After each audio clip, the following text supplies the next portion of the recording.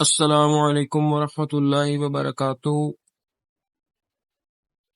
پیارے بچوں، امید ہے کہ آپ سب خیریت سے ہوں گے اور سب ٹھیک ہوں گے۔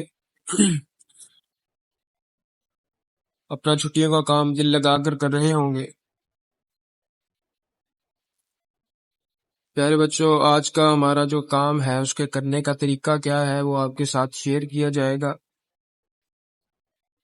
آج کے دن میں جو آپ کا کام ہے، پیج نمبر 40 پر اپنی اردو کی کتاب کھول لیں، پیج نمبر 40 کھول لیں۔ اس میں جو کوشچن نمبر 9 ہے، چھوٹے بھائی کے نام خط لکھیں اور اسے محنت کرنے کی تلقین کریں۔ تو خط آپ لکھیں گے، چھوٹے بھائی کے نام لکھیں گے اور اس میں اسے بتائیں گے کہ محنت کرنی چاہیے، اس کی تلقین کریں گے محنت کی۔ خط لکھنے کا طریقہ آپ کو پہلے بھی بتایا جا چکا ہے۔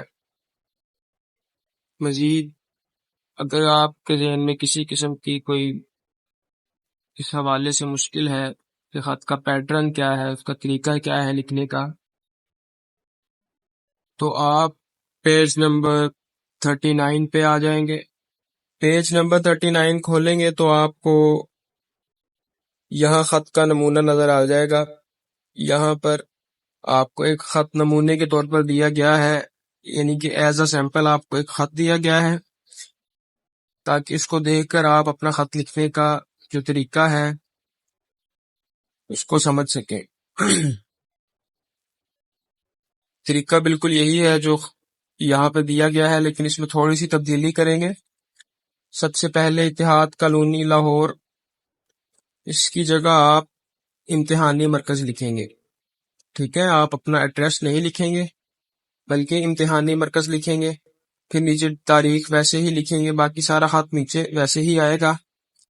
اور آخر میں والسلام کے بعد جب آپ لکھیں گے، چونکہ آپ اپنے چھوٹے بھائی کو خط لکھ رہے ہیں تو آپ یوں لکھیں گے کہ والسلام آپ کا بڑا بھائی، پھر نیچے آپ اپنا نام نہیں لکھیں گے۔